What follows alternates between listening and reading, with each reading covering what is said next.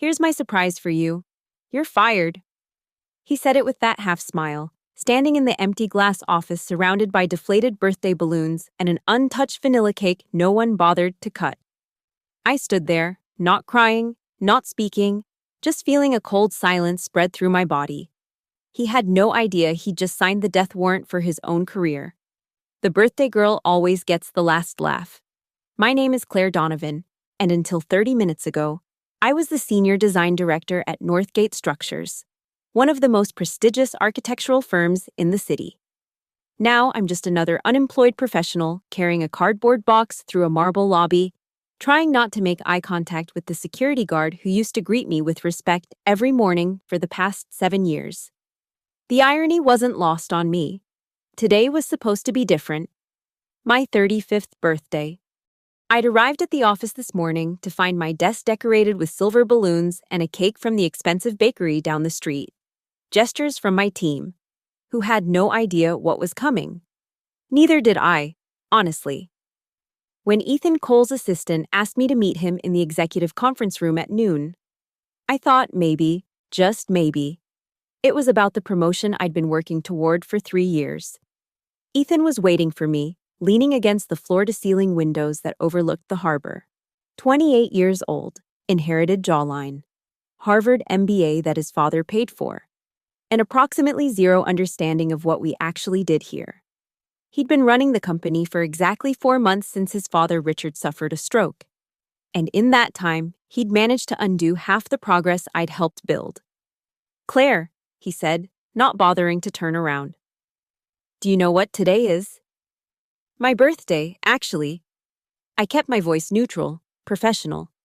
He laughed, that particular laugh that privileged men perfect in business school. "Right.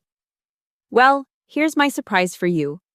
He finally turned, sliding a manila folder across the conference table. "You're fired." The words hung in the air between us like a bad smell. I didn't reach for the folder, didn't ask why, didn't give him the satisfaction of seeing me crumble. I'd learned long ago that men like Ethan feed on emotional responses from women. They collect tears like trophies. Effective immediately, he continued, filling the silence. "Security will escort you out once you've cleared your desk. You have 15 minutes. I stood up slowly, smoothing my dress. The same dress I'd chosen this morning, thinking it made me look authoritative, promotable. "May I ask what prompted this decision?" "Company restructuring." He was already checking his phone, dismissing me before I'd even left the room. "We're bringing in fresh perspectives. You understand. Fresh perspectives. Code for cheaper, younger, more compliant." I understood perfectly. The walk back to my desk felt both endless and too short. My team, Maria, James, Kelly, watched from their cubicles with horror dawning on their faces. They'd seen the security guard hovering. They knew what that meant. "Claire, what's happening?" Maria whispered, her hand covering her mouth. "Take the cake home," I told her, surprising myself with how steady my voice sounded. No point in wasting good buttercream. I packed methodically, 7 years condensed into one cardboard box. My awards. My father's compass he'd given me when I got my architecture license, the small cactus that had somehow survived despite my tendency to forget to water it. I left the company laptop, the key card, the parking pass, everything that said I belonged here. But I took something else. Something Ethan didn't know I had. 3 weeks ago, while preparing for a client presentation, I discovered discrepancies in the Harbor Point Residences project, our biggest contract of the year, design modifications that compromised structural integrity, cost-cutting measures that violated building codes, all authorized after I'd signed off on the original plans, all bearing my digital signature on documents I'd never seen. I'd photographed everything, saved it all to my personal cloud, called it insurance, though I hadn't planned to use it. The security guard, Tony, who'd shown me pictures of his grandkids just last week, couldn't meet my eyes as he escorted me through the lobby. "I'm sorry, Ms. Donovan," he muttered. "It's not your fault." "Tony." Outside, the October air bit at my face. I stood on the sidewalk, holding my pathetic box, watching through the glass as Ethan strutted through the lobby, probably heading to lunch at that overpriced steakhouse where he held court with clients he'd inherited from his father's relationships.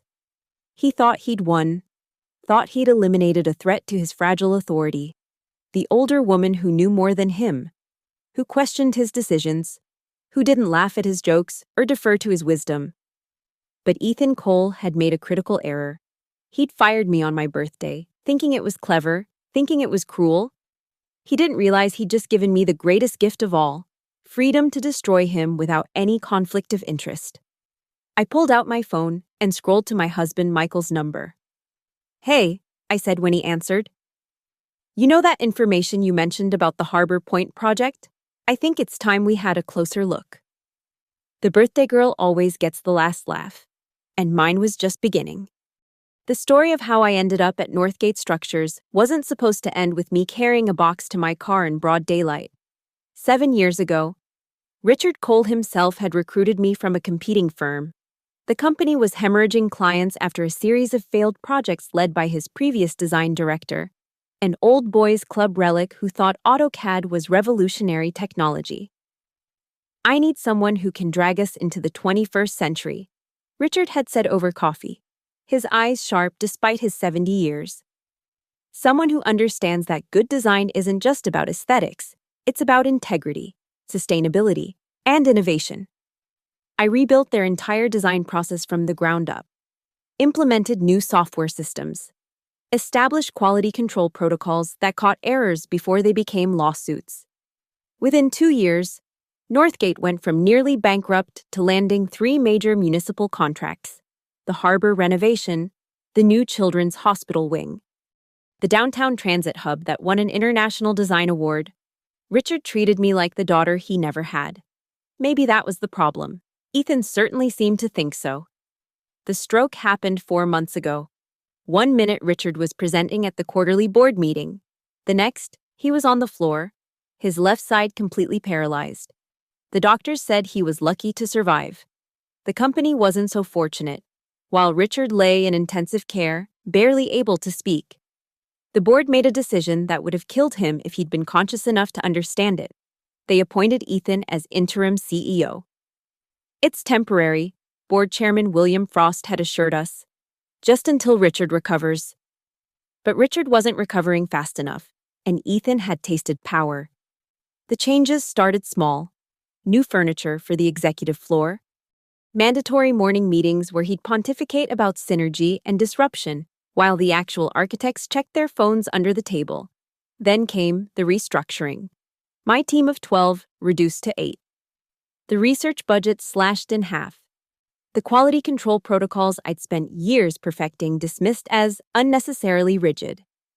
"We need to be more agile," Ethan announced at one of his meetings, wearing a blazer that cost more than most of our junior associates made in a month. "More responsive to market demands." Translation: cut corners, bill more, deliver less. I pushed back. Of course, that was my first mistake. In meetings, I'd point out the flaws in his proposals, the risks in his shortcuts. I'd reference building codes, safety standards, professional ethics, the things that kept buildings standing and lawsuits at bay. The other executives would nod along, grateful someone was saying what they were thinking but too cowardly to voice. My second mistake was being good at my job. While Ethan was playing CEO, I was landing the Harbor Point Residences project, a $40 million waterfront development that would be Northgate's biggest project to date. The client specifically requested me as lead architect.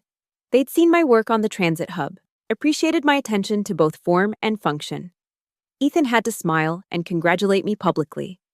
But I saw the calculation in his eyes. I was becoming too visible, too valuable, too hard to control. The third mistake, though I didn't know it at the time, was taking a week off in September for my anniversary. Michael had surprised me with a trip to Napa, a desperate attempt to get me to stop checking my work phone every 5 minutes. "The company won't collapse without you," he'd said, confiscating my laptop. He was wrong. It didn't collapse. It did something worse. When I returned, the Harbor Point plans had been revised. Ethan had called an emergency meeting with the developers while I was gone. claiming new cost analyses required immediate modifications. The steel specifications had been downgraded, the foundation depth reduced. The emergency exit requirements met only the bare minimum instead of the enhanced safety features I'd originally designed. The clients loved the changes, Ethan told me, his smile sharp as glass. You really over-engineered the original plans. Sometimes perfectionism is just another word for waste. I pulled the modified blueprints that night, comparing them to my originals. Every change had my digital signature. Timestamps showed approvals during days I was demonstrably out of office.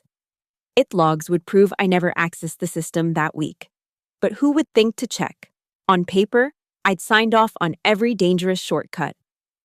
He's setting you up, Michael said when I showed him. My husband wasn't in architecture, he worked in corporate law. But he recognized a liability trap when he saw one. If anything goes wrong with that building, it comes back to me, I finished. My signature, my responsibility, my career destroyed. You need to report this. To whom? The board that appointed him? HR that reports to him? Richard, who can barely form sentences. Michael had pulled me close that night, his lawyer brain already working through possibilities.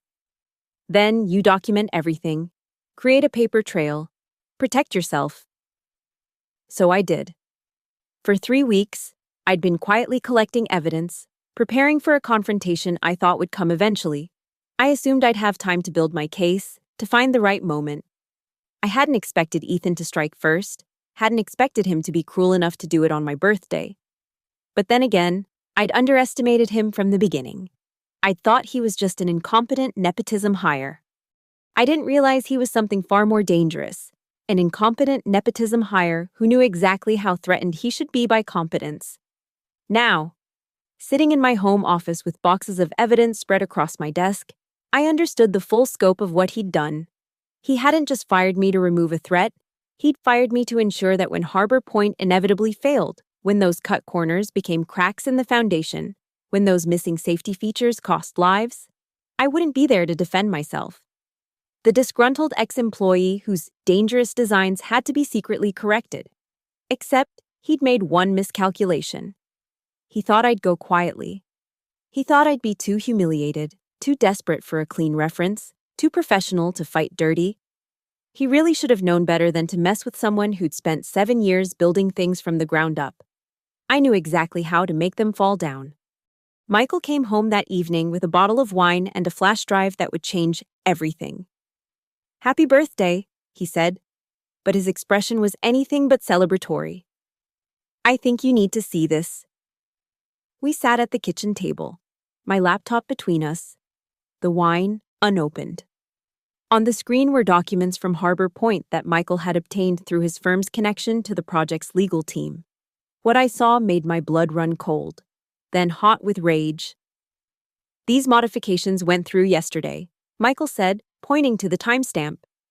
After you were fired, look at the signature. There it was. My digital signature on structural changes that would reduce the building's wind resistance by 40%. In a coastal area prone to hurricanes.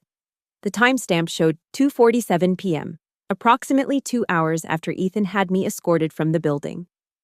He's still using my credentials, I whispered. My signature authority should have been revoked the minute I was terminated. It gets worse. Michael pulled up another document. This memo went out to the development team this morning, before he fired you. Look at the language.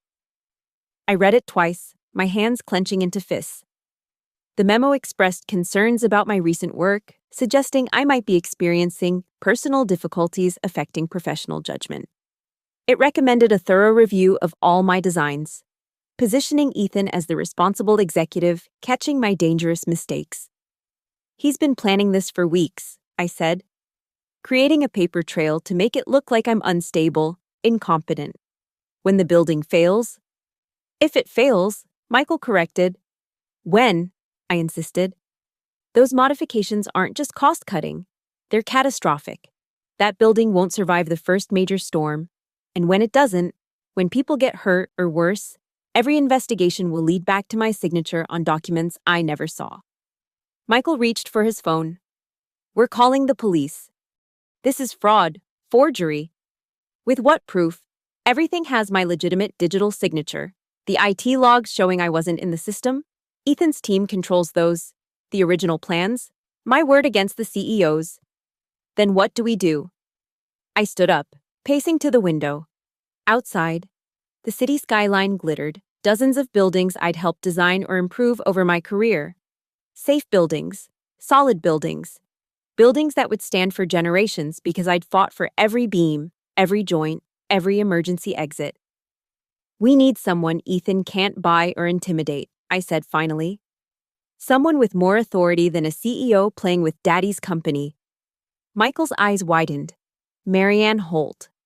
Marianne Holt, director of the city's urban development department. The woman who'd personally overseen the approval process for 3 of my major projects. The woman who'd once told me over coffee that she slept better knowing I was designing buildings in her city. The woman whose daughter lived in a Northgate designed apartment complex. She's in DC this week, Michael said, already pulling up her office contact. But she's back Friday. That gives us 2 days to build an airtight case. I moved to my home office, where boxes of evidence waited. I need everything. The original plans, the modifications, the IT discrepancies, the forged signatures, all of it. We worked through the night. Michael used his legal expertise to organize the evidence into a coherent narrative. I created side-by-side comparisons of the original and modified plans, highlighting every violation in red, building code references, safety statistics, cost analyses showing the actual savings versus the potential lawsuits. By 3 a.m., we had 40 pages of documentation that would end Ethan Cole. There's something else, Michael said, exhausted but determined. Your contract had a whistleblower clause. If you report safety violations in good faith, Northgate can't retaliate. They already fired me. Exactly. Which means any attempt to suppress this information or damage your reputation now becomes a criminal matter, not just civil. I looked at my husband with new appreciation. You've been reading my employment contract? Cover to cover, the night you came home with those first modified plans, I had a feeling we'd end up here. Thursday morning, while Ethan was probably congratulating himself on his clean execution, I made 3 copies of everything. 1 for Marianne Holt, 1 for my lawyer, 1 for a safety deposit box, because I'd learned never to underestimate the vindictiveness of insecure men. That afternoon, a former colleague, James, texted me from his personal phone. He just announced you had a nervous breakdown, says you were making dangerous mistakes, says he had to let you go for public safety. I'm so sorry. See, public safety. The irony was so thick I could choke on it. Let him talk, Michael advised. Every lie he tells now is another nail in his coffin when this comes out. Friday morning arrived gray and drizzling, perfect weather for destroying someone. I dressed carefully, my best suit, the one I wore to win the Harbor Point contract. Professional. Competent. The opposite of whatever picture Ethan was painting. Marianne's assistant recognized me immediately. Claire. We heard. Well, we heard you'd left Northgate. I did, I said simply. And Marianne needs to know why. It's urgent. 20 minutes later, I sat across from Marianne Holt in her office overlooking the harbor. The same harbor where Ethan's modified building would rise. A $40 million disaster waiting to happen. Before you say anything, Marianne said, studying my face, I should tell you that Ethan Cole called me yesterday. He expressed concerns about your mental state and suggested we review any projects you'd been involved with. I'm sure he did. I placed the 40-page document on her desk. This is why. For the next hour, I walked her through everything, every forged signature, every dangerous modification, every violated building code. Marianne's expression evolved from skepticism to concern to barely controlled fury. He's using your credentials after termination? She was already reaching for her phone. That alone is criminal. Yes. But more importantly, it's going to get people killed. Marianne stood, the full weight of her authority filling the room. Harbor Point construction stops today. I'm ordering an immediate freeze and full investigation. She looked at me with something between respect and rage. Claire, do you understand what you've just shown me? This isn't just fraud. It's potential mass negligence. If we hadn't caught this. But we did, I said quietly. The question now is what you're going to do about it. She smiled then, sharp as winter. Oh, Mr. Cole is about to learn that there are some people in this city he can't buy, bully, or bullshit. And most of them have my direct number. As I left her office, my phone buzzed with a text from an unknown number. I knew even before opening it that it was Ethan, probably calling from a burner phone to avoid creating evidence. We need to talk. Name your price. I deleted the message without responding. He still didn't understand. This wasn't about money. It never had been. This was about the fact that on my 35th birthday, he tried to destroy my career to cover his own incompetence. He'd failed to realize that when you try to bury someone who knows where all the bodies are hidden, you better make sure they're actually dead. And I was very much alive. The weekend passed in a blur of phone calls I didn't answer and emails I didn't read. Ethan tried every communication channel except the one that would have required courage, showing up at my door. By Monday morning, his desperation had evolved into something more tactical. Claire, it's William Frost. The board chairman's voice on my voicemail was carefully modulated. Professional. I believe there's been a misunderstanding regarding your departure from Northgate. Please call me at your earliest convenience. I didn't call. Instead, I spent Monday at my lawyer's office, a former prosecutor named Diana Walsh who specialized in corporate fraud. She reviewed everything with the kind of meticulous attention that made her hourly rate worthwhile. This is criminal forgery, fraud, and potentially attempted murder if that building had been completed, she said, her fingers drumming on the documented evidence. But I'm guessing you don't just want criminal charges. I want them to understand what they've done, I said. All of them. The board that enabled him, the executives who stayed silent, everyone who chose politics over safety. Diana smiled. Then we proceed strategically. Criminal charges are the nuclear option. Let's see how they respond to conventional warfare first. Tuesday brought the first public consequences. The city's development department issued a stop work order on Harbor Point, citing serious safety concerns requiring immediate investigation. The local news picked it up by noon. By evening, it was trending on social media with the hashtag Harbor Point Scandal. My phone rang constantly. Former colleagues, industry contacts, reporters who'd somehow gotten my number. I ignored them all. Except one. Claire? Maria's voice was barely a whisper. Ethan's in full panic mode. He's called 3 emergency meetings today.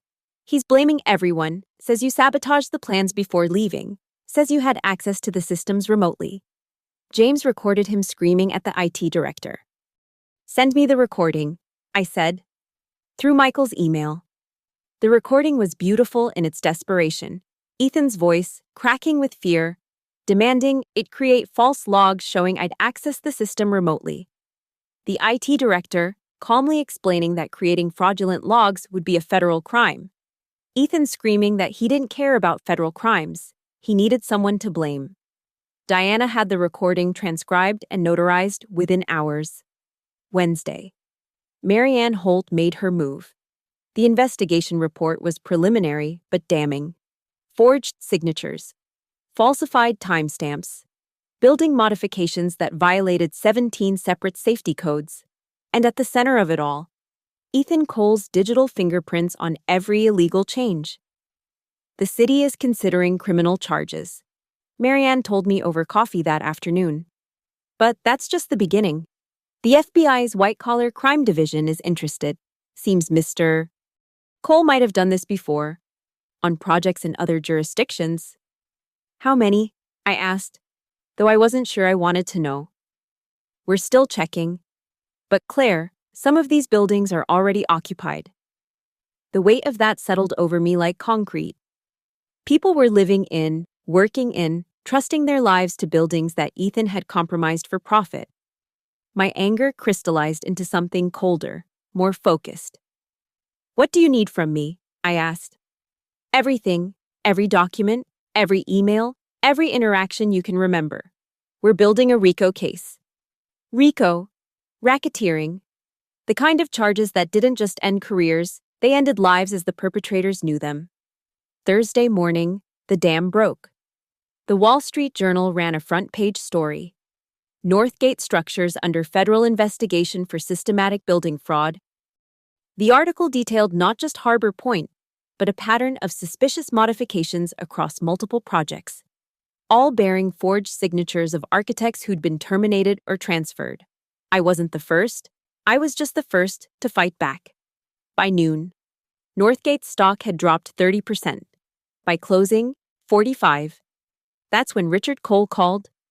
His voice was weak, but clear. The stroke's effects still evident in his careful pronunciation. "Claire, my son. What has my son done?" I could have been cruel, could have twisted the knife. Instead, I told him the truth, simply and directly. The modifications, the forgeries, the danger to public safety, the investigation that was now beyond anyone's ability to stop. The silence on the other end lasted so long I thought he'd hung up. Then, quietly, "I need to see the evidence. Everything." "Mr. Cole, you're still recovering. I'm still the majority shareholder. The board answers to me, not to him." His voice gained strength. "Bring me everything tomorrow morning. St. Mary's Medical Center, room 314. I agreed, but I wasn't going alone. Diana insisted on accompanying me, along with a federal investigator who'd been assigned to the case. If Richard wanted the truth, he was going to get all of it. That night, Ethan made his last, desperate play. He didn't call or email. He showed up at my house at 10 p.m., drunk and swaying on my porch. "You've destroyed everything," he slurred when Michael answered the door. "My whole life, my career, everything my father built." "You destroyed it yourself," I said, stepping beside my husband. "I just documented it. I'll give you anything. Money. A position at any firm you want. I have connections." "Your connections are all being subpoenaed," I interrupted. "Go home, Ethan. Or don't. But get off my porch before I call the police." He stared at me. This boy playing executive who thought firing me was clever. It was supposed to be simple. You were supposed to just go away. "I did go away," I said. "I just took the truth with me." Michael stepped forward, his phone already out. "You have 10 seconds to leave before I call 911. Ethan stumbled back to his Tesla, which chirped cheerfully as he approached. Such an absurd contrast, the high-tech luxury car and the primitive desperation of its driver. He sat in it for 5 minutes, probably trying to figure out how to enable autopilot while drunk, before finally driving away. "Think he'll run?" Michael asked. "No," I said, watching the taillights disappear. "He still thinks Daddy will save him. He has no idea Richard's about to be his biggest problem." Friday morning arrived crisp and clear, 1 week exactly since I'd walked out of Northgate with a cardboard box. Now I walked into St. Mary's Medical Center with a briefcase full of evidence that would reshape the city's construction industry. Richard Cole was sitting up in bed when we arrived, pale but alert. His lawyer was there, along with 2 board members I recognized, William Frost and Patricia Nolan, both looking like they'd aged years in the past week. "Show me," Richard said simply. For 2 hours, Diana and the federal investigator laid out the case, every forged document, every violated code, every building that would need to be re-inspected, possibly condemned. Richard's face never changed, but his hands gripped the bedsheets until his knuckles went white. When it was over, he looked directly at me. "I brought you in to save my company," he said. "It seems you're going to do it again, just not the way either of us expected." He turned to his lawyer. "I want Ethan removed as CEO immediately. Criminal charges will proceed without any interference from Northgate. We will cooperate fully with all investigations." He paused, his next words careful. "And I want Claire Donovan hired as an independent consultant to review every project Ethan touched. Whatever her rate, We'll pay it. Mr. Cole, I began, but he raised a trembling hand. My son has committed crimes in my company's name. The least I can do is ensure it never happens again. Will you help me? I thought about the people living in those compromised buildings, the families who deserved better than profit-driven negligence, the city that had trusted Northgate's reputation, a reputation I'd helped build. Yes, I said, but on my terms. Name them. And so I did. Full access to all records, authority to halt any project I deemed unsafe, direct reporting to the board, not management. And my team, Maria, James, Kelly, and the others Ethan had terrorized, reinstated with full back pay and promotions. Richard agreed to everything. As we left the hospital, Diana smiled. You know you just negotiated yourself into the most powerful position at Northgate short of CEO, right? I negotiated myself into a position to fix what Ethan broke. I corrected. The power is just a tool. But as we walked to our cars, I admitted to myself that the power felt good. Very good. Ethan had tried to destroy me on my birthday. Instead, he'd given me the gift of vindication and the authority to rebuild better than before. The birthday girl always gets the last laugh, and mine was echoing through every boardroom in the city. The calls started before dawn on Monday. Unknown numbers, blocked numbers, Ethan's various phones. I let them all go to voicemail while I sipped coffee and watched the sunrise from my kitchen window. Each unanswered ring was its own small victory. Michael listened to the messages on speaker while making breakfast. They ranged from threatening to pleading to bizarrely philosophical. Claire, we can work this out like adults. You don't understand what you're doing to my family's legacy. This is a witch hunt, and you know it. Please, I'm begging you, just talk to me. Delete them all, I said, biting into my toast. Let him scream into the void. The formal announcement came at 9 a.m. sharp. Northgate's board released a statement accepting Ethan's resignation and announcing a comprehensive safety review of all projects. They mentioned my name once, as an independent consultant assisting with the investigation. It was perfectly crafted to minimize panic while acknowledging the severity of the situation. By noon, the construction site at Harbor Point looked like a crime scene. Yellow tape, federal investigators, structural engineers crawling over every beam. The local news had camera crews stationed around the perimeter, catching footage of workers carrying out boxes of documents. I stood in my home office, watching the coverage on my laptop while organizing files for my first official meeting with the investigation team. My phone buzzed with a text from Maria. He's here, in the office. Security won't let him up, but he won't leave. I called building security directly. This is Claire Donovan. If Mr. Cole doesn't vacate the premises in 5 minutes, call the police and have him arrested for trespassing. Yes, Ms. Donovan, the guard replied, and I heard the newfound respect in his voice. Word traveled fast in our industry. Tuesday's meeting with the federal investigators was held in Northgate's boardroom, the same room where Ethan had fired me 2 weeks ago. The irony wasn't lost on anyone, especially William Frost, who couldn't quite meet my eyes. We've identified 43 projects requiring immediate review, the lead investigator announced, spreading documents across the conference table. All show signature anomalies consistent with the Harbor Point forgeries. 43? Patricia Nolan's face went pale. That's half our portfolio from the last 4 months. Which is why we need Ms. Donovan's expertise. The investigator continued. She knows these projects, knows what to look for. I spent the next 3 days in a conference room turned war room, surrounded by blueprints, building codes, and enough coffee to fuel a small army. Each project told the same story. Corners cut, safety margins reduced.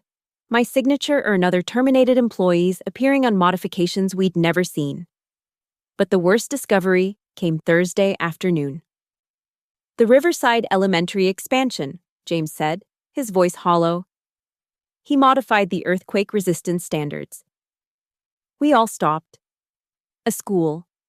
He'd compromised a school full of children for what the documents showed was a savings of $200,000.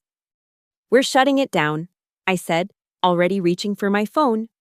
Today. Now. The principal argued, begged, explained that they had nowhere to relocate 600 students. I sympathized, but held firm. By evening, the school district had arranged for temporary facilities, and parents were being notified about emergency relocations starting Monday. That's when the news truly exploded. Children at risk: how Northgate's fraud endangered an elementary school. The headline ran on every channel, every website, every social media platform. Ethan's last pretense of innocence evaporated. The U.S.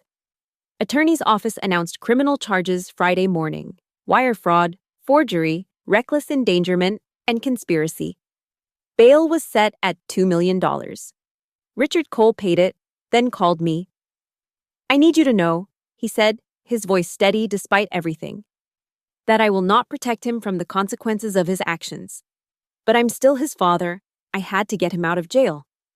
"I understand," I said. And I did. Parents' love could survive even the worst betrayals. "There's going to be a press conference Monday," he continued. "The board wants you there. They want the city to see that Northgate is taking responsibility, that we have competent people fixing this. And they want to use me as a prop to restore confidence." "Yes," he admitted, "but you can use them too. Name your terms for appearing." I thought about it. The board needed me more than I needed them. "I want to announce the new safety protocols publicly. I want hiring authority for my entire review team. And I want Ethan banned from any Northgate property, permanently. The last one might be difficult. He still owns shares. Those shares don't entitle him to endanger anyone else. Ban him, or I don't appear." Richard sighed. "I'll make it happen." Saturday, while I was reviewing the Riverside Elementary plans with my team, Diana called with an update. "Ethan's lawyer is pushing for a plea deal. He wants to avoid trial." "Let me guess," I said. "He'll admit to minor infractions but claim he was under pressure, made mistakes, never intended harm." "Close.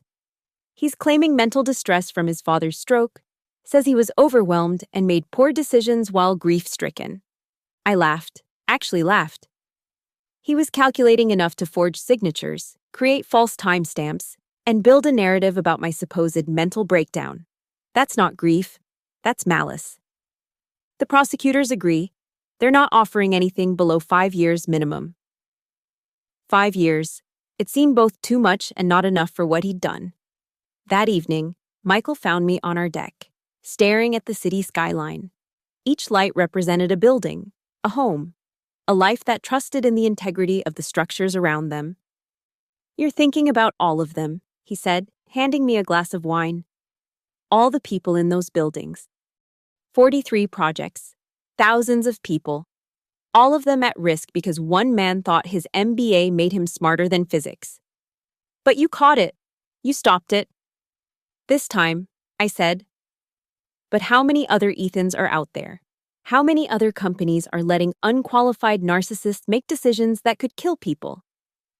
Michael wrapped his arm around me. "You can't save everyone, Claire, but you saved these people. And after Monday's press conference, every construction company in the country is going to be reviewing their protocols. You've changed the industry." He was right. But it didn't feel like victory. It felt like triage. Sunday night. Ethan made one final attempt at contact.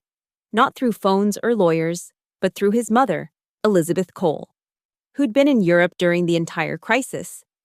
She appeared at my door at 8 p.m., elegant and desperate. "I know he doesn't deserve your forgiveness," she said without preamble.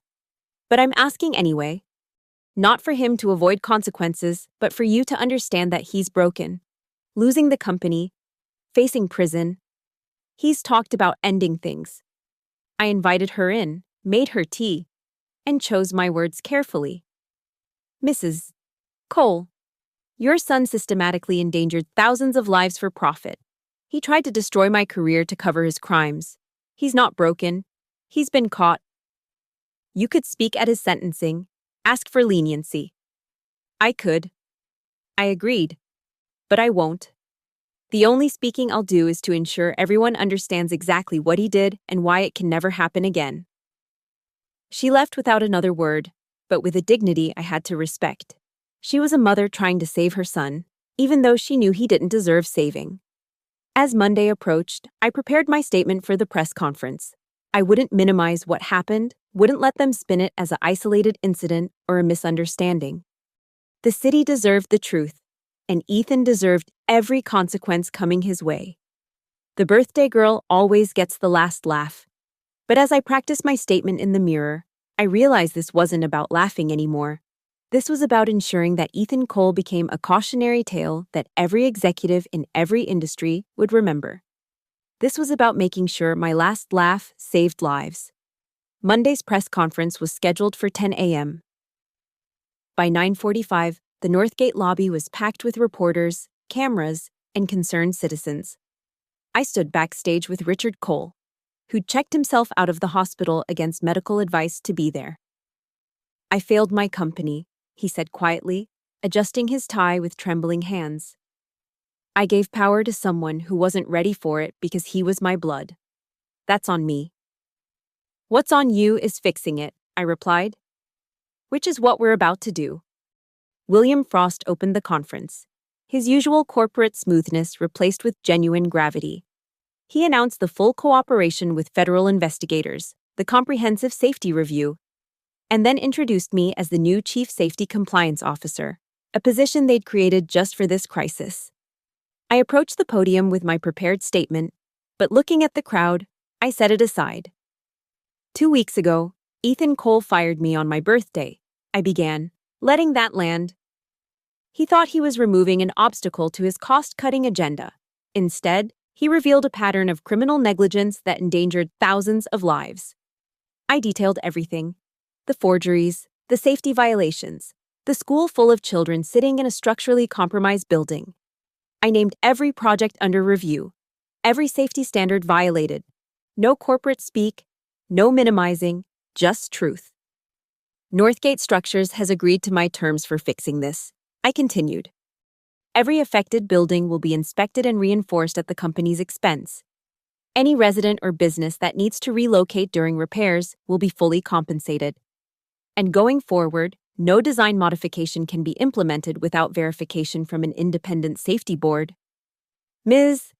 Donovan," a reporter called out, "what about Ethan Cole? Do you think he should go to prison?" I looked directly into the cameras. "I think Ethan Cole prioritized profit over people's lives. The justice system will determine his punishment. My job is to ensure no one can ever do this again." The questions continued for an hour. Through it all, Richard stood behind me, his presence a silent endorsement of everything I said. When it ended, he shook my hand publicly, a gesture caught by every photographer. "Thank you," he whispered, and I saw tears in his eyes. That afternoon, I returned to Northgate officially. Not to my old office, but to a new one on the executive floor. Actually, Ethan's former office. The irony was delicious. His personal items had been boxed up, but the smell of his expensive cologne still lingered. I opened every window, letting the October air cleanse the space. Maria knocked on the door, grinning. "Want to know something poetic? Ethan has to attend a safety certification course as part of his plea agreement, the course you designed 3 years ago. He won't last a day," I predicted. "He has to. Judge's orders, 8 hours a day, 5 days a week, for 3 months, every quiz, every module, every pop inspection, and guess who's teaching it? Not me," I said quickly. "I have actual work to do." "Better. Remember Tom Bradley? The inspector Ethan tried to bribe last year? He volunteered." I actually smiled at that. Tom was a former Marine who treated building codes like sacred text. He'd make Ethan's life hell, legally and thoroughly. Wednesday brought an unexpected visitor. Marianne Holt arrived with a proposal from the city. "We want to implement your safety protocols citywide," she said. "Every construction company, every project. We're calling it the Donovan Standard." I started to protest. "Necessary. she interrupted. And non-negotiable. The city council voted unanimously. Any company that wants to build in this city follows your protocols or they don't build at all. The weight of that responsibility settled on my shoulders. My name attached to the safety of every building in the city. It was humbling and terrifying. I'll need a team, I said. Independent inspectors, engineers, people who can't be bought or intimidated. Whatever you need, the city's liability insurance company is very motivated to support this. Turns out preventing disasters is cheaper than paying for them. That evening, Ethan's attorney contacted Diana with a new plea offer. He'd plead guilty to all charges if I agreed not to testify at sentencing. Diana laughed so hard she nearly dropped her phone. He really doesn't get it, she told me. The federal prosecutor has 43 buildings worth of evidence. They don't need your testimony. They want it for impact, but they'll convict him either way. Tell him no, I said. I'll be at every hearing, every day of the trial if necessary. He needs to see my face when they read the verdict. Thursday's inspection of the Riverside Elementary renovation was heartbreaking. The structural engineer's report confirmed our worst fears: significant seismic vulnerability that would have been catastrophic in even a moderate earthquake. 600 kids, the engineer muttered, shaking his head. He risked 600 kids for a budget line item. I authorized immediate emergency reinforcement, personally calling 3 construction crews to start work that weekend. The cost would be astronomical. But Richard had given me blank check authority. Whatever it takes, he'd said, we fix everything. Friday afternoon, as I was reviewing the 10th project assessment, James knocked on my door with an expression I couldn't read. You need to see this, he said, handing me his tablet. It was a video from the safety certification course. Ethan, in an ill-fitting polo shirt instead of his usual designer suit, standing in front of Tom Bradley and failing to answer basic questions about load-bearing calculations. This is ridiculous, Ethan said in the video. I'm a CEO, not an engineer. You were a CEO, Tom corrected calmly. Now you're a student who needs to pass this course or violate his plea agreement. Question 1 again. What's the minimum safety factor for structural steel in a Class A building? Ethan's face was red, sweating, humiliated. The man who'd fired me for being an obstacle was now being schooled in basics by someone he'd once tried to bribe. Is it wrong that I'm enjoying this? James asked. If it is, we're both wrong. I admitted. That evening, Michael and I had dinner at the same restaurant where we'd celebrated my birthday 2 weeks ago, before everything changed. The owner, recognizing me from the news, sent over champagne. To Claire Donovan, he said loudly enough for the entire restaurant to hear.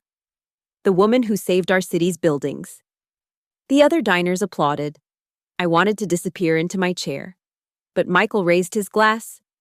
To my wife, he said, who turned the worst birthday gift into the greatest victory. As we toasted, my phone buzzed with a message from Richard Cole. The board met tonight, unanimous vote. When you're ready, the CEO position is yours. I showed Michael the message. You're going to take it, he said. It wasn't a question. After everything's fixed, after the trials, after I'm sure no one can ever do this again. And Ethan. I thought about him in that classroom, being forced to learn what he'd dismissed as unnecessary, facing years in prison, his name forever linked to scandal and failure. Ethan's exactly where he deserves to be, I said. And Monday, when he starts week 2 of that safety course, Tom's planning a pop quiz on the building codes he violated at Harbor Point. Michael laughed. The birthday girl really does get the last laugh. No, I corrected, thinking of all the people in all those buildings who'd never know how close they'd come to disaster. The birthday girl gets to sleep at night knowing she did the right thing. The last laugh is just a bonus. The irony of my new position wasn't lost on anyone. I now occupied the office that Ethan had redesigned with glass walls to intimidate his subordinates. The space where he'd played CEO while gambling with people's lives. But instead of his collection of business books he'd never read, I'd filled the shelves with building codes, safety manuals, and a photo from my team, taken the day before he fired me. Monday morning arrived with a special delivery, the first weekly report from Tom Bradley about Ethan's mandatory safety training. Student failed to complete Module 3 assignment on structural load calculations. When asked to identify critical failure points in the Harbor Point plans, student responded with, "This is entrapment." Student was reminded that course completion is court-mandated. Compliance rating, unsatisfactory. I filed it with the others. The court would receive copies of everything, building a paper trail of Ethan's continued refusal to acknowledge what he'd done wrong.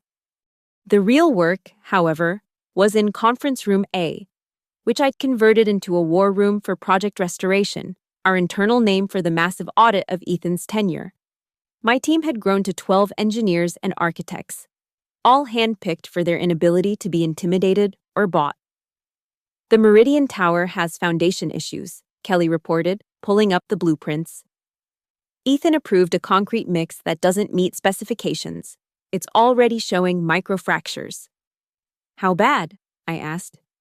It won't collapse tomorrow, but in 5 years, 10? Without intervention, we're looking at gradual structural failure. Add it to the critical list. I'll call the building management today. These conversations had become routine. Every day brought new discoveries of Ethan's cost-cutting measures, each one a potential disaster prevented only by timing and luck. Wednesday's board meeting was tense. The restoration costs had exceeded $40 million, and we weren't even halfway through the audit. This is unsustainable, William Frost argued. We'll be bankrupt before we finish fixing everything. Then we'll be bankrupt, Richard said firmly from his wheelchair. He'd returned to the office part-time, his presence a reminder of better days and future accountability. My son created this mess using our company's name. We'll fix it if it costs everything. There might be another way, I interjected. Our insurance covers errors and omissions. Ethan's actions were criminal, not errors, but the insurance company might prefer paying for fixes over paying for lawsuits when buildings fail. Patricia Nolan leaned forward. You've already contacted them. I have a meeting Friday. They're motivated to discuss options. What I didn't mention was that I'd also been in contact with 3 major construction firms interested in acquiring Northgate's contracts and reputation. What remained of it? If we couldn't survive independently, I'd ensure the company's legacy continued under leadership that valued safety over profit. Thursday brought an unexpected development. A whistleblower from inside Ethan's inner circle, his former assistant, Jennifer, reached out with information. He kept personal files, she told me over coffee, her hands shaking. Recordings of meetings, emails he thought he'd deleted. He was paranoid about people betraying him, so he documented everything. Where are these files? Cloud storage. He made me manage the account. She slid a piece of paper across the table. That's the login. I know I should have come forward sooner, but he threatened to destroy my career if I ever spoke up. You're speaking up now, I said gently. That's what matters. The files were a goldmine of self-incrimination. Emails discussing which safety inspectors could be influenced. Recordings of him laughing about Claire's over-engineering and how much money he'd save by ignoring my protocols. Most damning, a video conference with potential investors where he bragged about reducing costs by 40% through creative interpretation of building codes. Diana nearly danced when I showed her the evidence. This guarantees conviction. No plea deal, no reduced sentence. He's going away for the maximum. That evening, as I was organizing the files for the prosecutor, Tom Bradley called with an unusual request. Ethan wants to speak with you. Part of his course requirement is to interview someone affected by his decisions. He chose you. Absolutely not, I said immediately. I told him you'd say that. But here's the thing. If he doesn't complete this requirement, he fails the course. If he fails, it violates his plea agreement. He goes directly to jail. No trial, no chance to grandstand. I considered this. What exactly does the interview entail? 5 questions about the impact of safety violations. You answer honestly. He has to listen and write a reflection paper. It's recorded for the court. The opportunity to confront him, officially, on record, was tempting. When? Tomorrow, 2 p.m., in the classroom. I'll be there supervising. I agreed, though Michael thought I was crazy. Why give him any of your time? Because I want him to hear it from me, not from prosecutors or judges or lawyers. From me, the person he tried to destroy. Friday at 2 p.m., I walked into the safety certification classroom. Ethan sat at a student desk, looking smaller than I'd ever seen him. His designer clothes had been replaced with khakis and a plain button-down. His perfect hair was unkempt. He looked like what he was, a criminal serving court-ordered education. Claire, he started, but Tom cut him off. Ms. Donovan. You'll address her as Ms. Donovan. Begin your questions.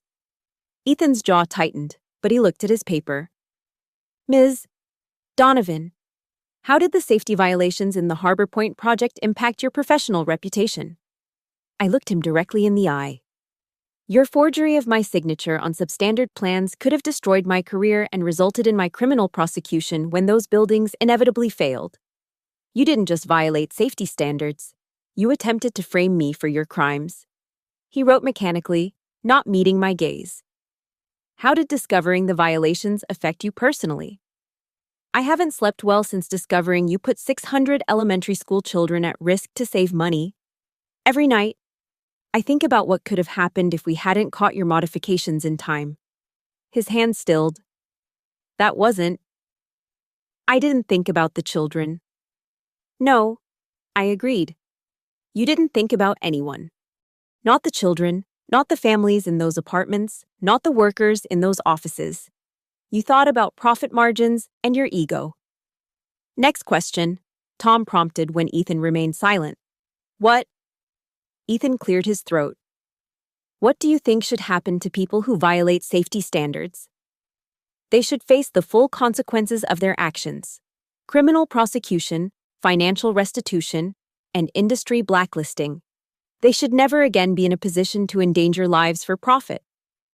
Do you think? He paused, and for the first time, looked genuinely uncertain. Do you think people can learn from their mistakes? This wasn't one of his prepared questions. Tom started to intervene, but I raised my hand. Mistakes, yes. But what you did weren't mistakes, Ethan. They were choices, deliberate, calculated choices to prioritize money over lives. You can learn from that, certainly, but learning doesn't erase consequences. Last question, Tom said firmly. Ethan looked at his paper, then set it aside. Do you hate me? The room went silent. Tom shifted uncomfortably, but I held Ethan's gaze. No, I said finally. Hate would mean you still have power over my emotions. You don't. You're just a cautionary tale now. A reminder of what happens when privilege meets incompetence meets greed. I stood to leave, but turned back at the door. Your father asked me to take over as CEO when this is resolved. I'm going to accept. I'm going to rebuild everything you destroyed and create something you could never have imagined. A company that proves profit and safety aren't mutually exclusive. Your legacy will be as the man who nearly destroyed Northgate. Mine will be as the woman who saved it. I left him there, sitting at that tiny desk, finally understanding that his birthday surprise had triggered his own professional funeral. That evening, the insurance company agreed to cover 60% of restoration costs. Combined with the settlement from Ethan's personal assets being liquidated, Northgate would survive. Damaged but breathing, ready to be rebuilt properly. The birthday girl had gotten the last laugh, but more importantly, she'd gotten justice. 6 months later, I stood at the podium in Northgate's conference center, addressing an audience of clients, city officials, and media. The same room where Ethan had once held court with his MBA buzzwords and dangerous ignorance. But today was different. Today was about resurrection.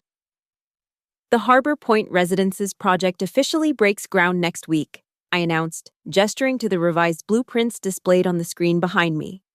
Built to exceed every safety standard, with triple redundancy in critical systems. This isn't just a building. It's a promise that Northgate Structures has learned from its past.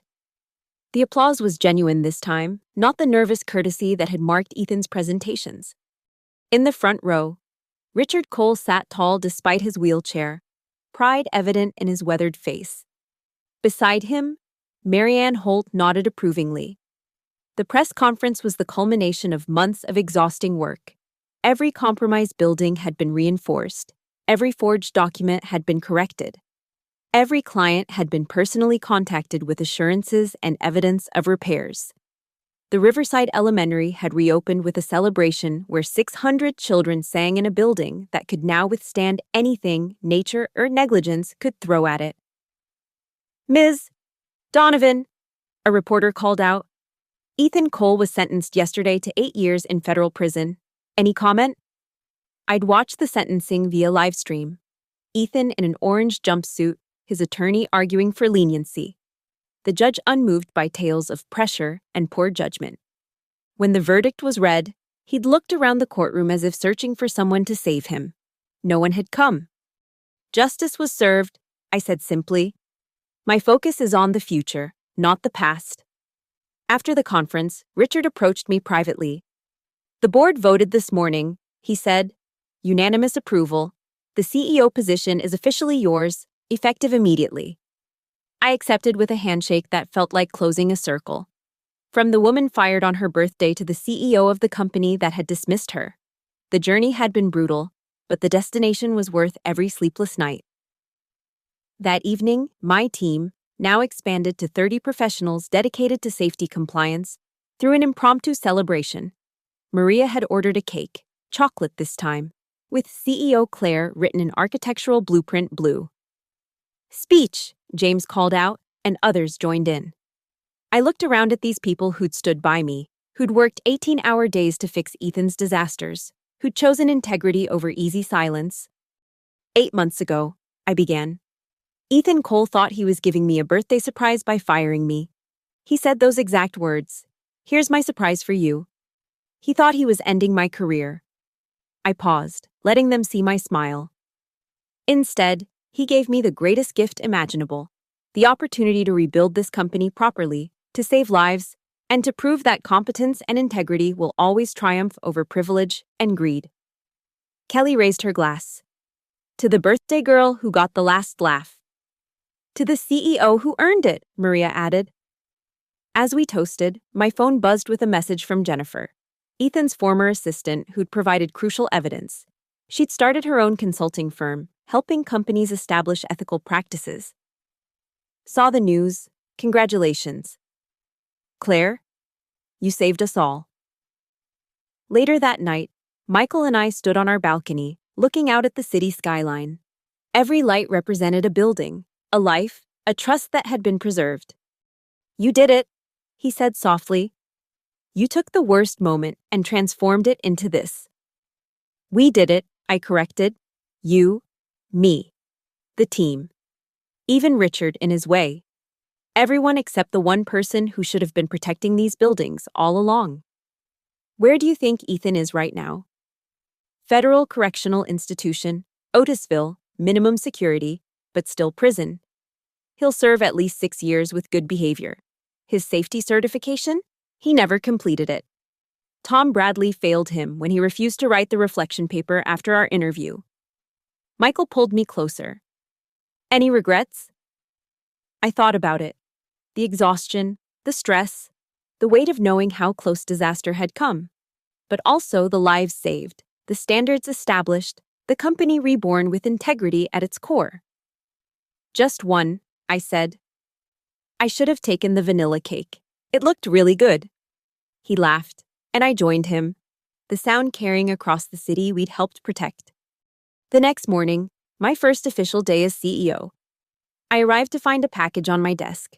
No return address, but I recognized the handwriting. Inside was a single sheet of paper. The reflection essay Ethan had finally written from his cell. "I fired Claire Donovan on her birthday because I was afraid of her competence.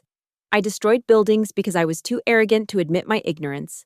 I lost everything because I valued profit over people. She was right. The birthday girl got the last laugh. But more importantly, She got justice. I filed it away with the other documents from this journey, not as a trophy, but as a reminder. A reminder that power without knowledge is destruction waiting to happen. That integrity isn't optional in positions of responsibility. That sometimes the worst moments of our lives are just preparation for our greatest triumphs. My assistant knocked on the door. Ms. Donovan, the mayor's office is on line 1. They want to discuss implementing the Donovan standard statewide. I smiled, picking up the phone. Claire Donovan speaking. How can I help make your building safer? The birthday surprise had indeed been transformative, just not in the way Ethan Cole had intended. He'd tried to destroy me on my birthday. Instead, he'd created his replacement, one who would ensure his kind never endangered lives again. The birthday girl hadn't just gotten the last laugh, she'd gotten everything. Thank you so much for listening to this story of justice and redemption. I'd love to know where in the world you're listening from. Please share in the comments below so we can connect with fellow listeners. If you enjoyed Claire's journey of turning the worst birthday surprise into the ultimate triumph, please subscribe to the channel and share your thoughts. What would you have done in Claire's position? Let me know in the comments, and I'll see you in the next story.